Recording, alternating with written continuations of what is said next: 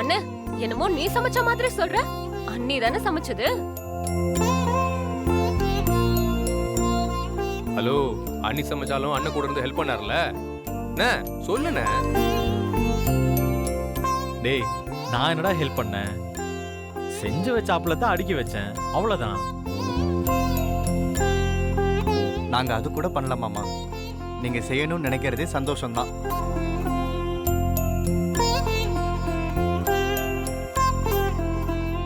சரி சரி, எல்லாரும் சாப்பிடுங்க.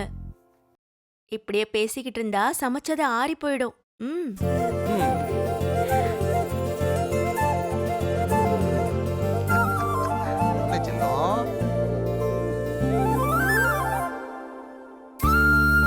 ஸ்வேதா, சாப்பிடு. இந்தாங்க.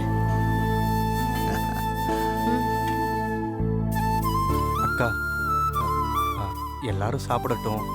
எனக்கு மட்டும் சின்ன வயசுல நீ உருண்டை உருட்டி தருவியே, அது மாதிரி உருண்டை உருட்டி தரியா?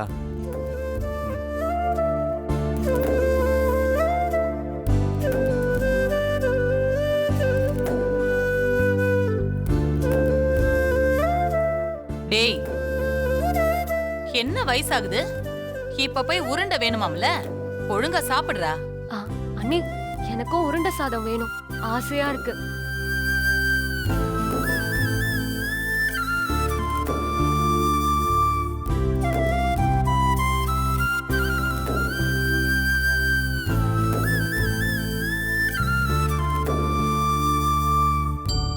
அக்கா, நான் அப்படி சாப்பிட்டதே இல்லக்கா.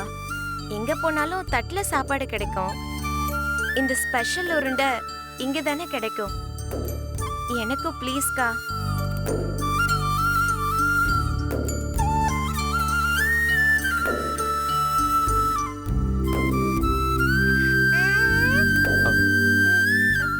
அப்போ எனக்கும் கொடுங்க நீ.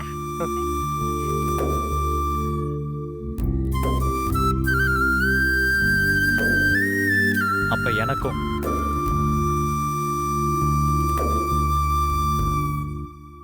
சரிதான்.